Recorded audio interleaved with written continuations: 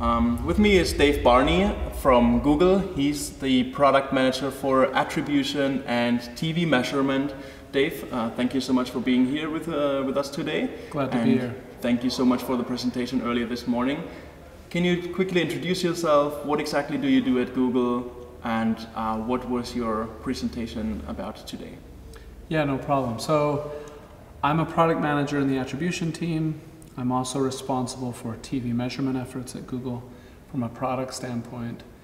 And so with both of those responsibilities, kind of came today to talk specifically around how Google search data can be leveraged to measure things in the offline world. This affects both attribution as well as specifically TV attribution, but I think it's a generally interesting topic for all things analytics. Yeah.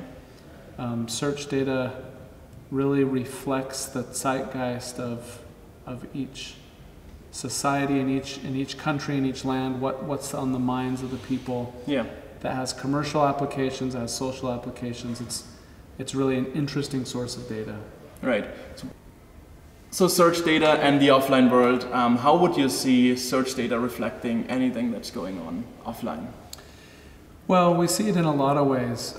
One of the examples I gave in the talk, for example, is whenever there's an earthquake anywhere in the world, there's a spike in searches for earthquake. Yeah. And in fact, from that data we can determine that an earthquake took place before even the United States Geological Society, for example, can determine that. So that's one extreme example, but I think in general, the topics, whether they're sporting events or political events or just general themes in business or elsewhere, that's reflected in search. People come online to look for more information about the things they care about. Yeah. And so the search data really kind of reflects what's top of mind.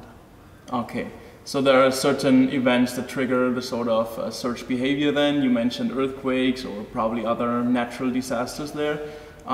I guess in a world where I believe 75% of Germans now have a smartphone, that was the number in the presentation. That's right. With cross-device, like watching TV, listening to the radio, having your phone here, what's your view about that? Yeah, it's interesting because we think of TV, perhaps in the digital world, we think of TV as an old-fashioned form of advertising. But I think it's actually more effective today than it's ever been. Yeah. Because the majority of the audience has a second device in hand. Yeah.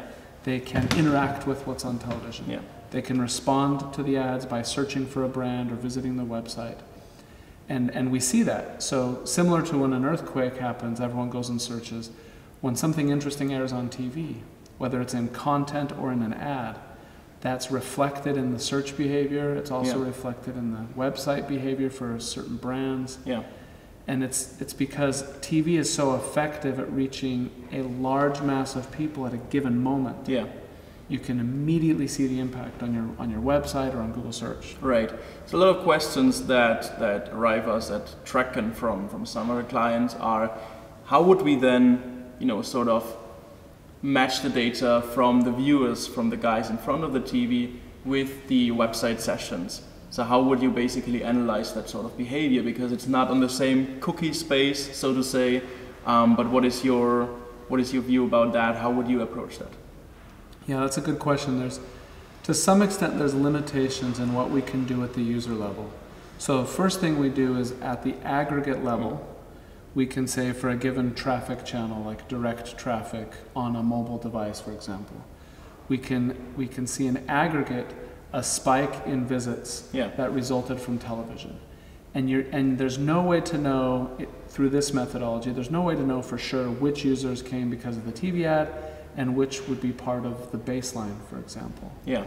So there's some limitations there. However, you can do some analysis of those groups of people. If let's say your traffic triples in that 10-minute period following an ad, then it's a 75% probability that all of those users came because of the TV ad. Right.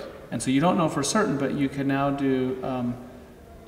look at their probability of converting compared to users that came when no TV ads were airing, and you can start to deduce the impact of the TV ads. But we're also want to do things in a privacy sensitive way, so there's some limitations in how much we can drill down to the individual user. Okay, right, got it. And then the sort of insights of, user spikes with different, network providers, for instance. You would use these sort of insights to optimize your TV channels also basically as a TV channel only. So you wouldn't say that, the TV cannibalizes any online marketing activity, or because I have like a second device, it cannibalizes any TV viewing habits or something like that. Yeah, no, I think it's actually the opposite. Instead of trying to say TV versus digital, yeah, the theme that we've been promoting is better together. Yeah. I don't think you can have a TV strategy decoupled from a digital strategy. Yeah. If you're spending on TV advertising, you have to be spending on search. Yeah. Because so much of those TV ads, or so much of the response to those TV ads, are going to come in the form of search. Right. And you have to be capturing that. And what we see in the United States in particular is that there's a disproportion. The spend on TV is sometimes so much higher than the digital spend. Yeah. It's generating so much online interest that the digital campaigns aren't capturing all of that interest. Right. So it's not about which one's better, it's that they're really better together. TV has an incredible tool for reaching a lot of people. Yeah. But it's upper funnel. It's generating interest, and you need those digital campaigns to convert people down the funnel and drive online conversions. And if you're not there basically in the digital space, users might search on Google, go to your competitor's website and convert there, so that's one of the purposes of this form of measurement and this product, is to help understand how our digital campaigns can best complement TV. But as you mentioned, the primary purpose is to help make TV smarter. Yeah. So by analyzing the response that your ads are driving, you can see, for example, that some networks at certain times of day might be reaching the audience better that you intend to reach, because you see a higher response. Sometimes it's not even what you expect. You might be thinking, we saw in some of the other presentations, we thought our target demographic was X, but we started seeing responses from Y. And that's a lot of what our customers see. And so we can optimize our TV, adjust which networks and which day parts we're spending on. Yeah. So even if we're never going to change the amount we're spending on TV, we can drive more online interest by being smart about the allocation of those TV dollars. So using digital signals to optimize your offline TV campaigns in that case. That's right, and that works for pretty much all brands, all companies. Not just people that sell products online. Right. For example, auto. Yeah. Auto sales don't happen online, right? But the majority of the consideration path happens in online research. Right. And working with car manufacturers in the United States, they've learned that the best predictor of sales is branded search. Right. Got it. And so if you want to measure the impact that TV ads have on sales, sometimes it's a 12-month consideration cycle for a car, and it can take years to analyze the effect of TV campaigns. Right. But if you're looking at the short-term search response, you can get an early indication of whether or not those ads are reaching the right people. Right, and then do the tactical sort of optimization. Correct. Perfect. Thank you, Dave, so much for being here today, taking the time for the interview, and of course your talk this morning. Yeah, thank you for having me. Thank you.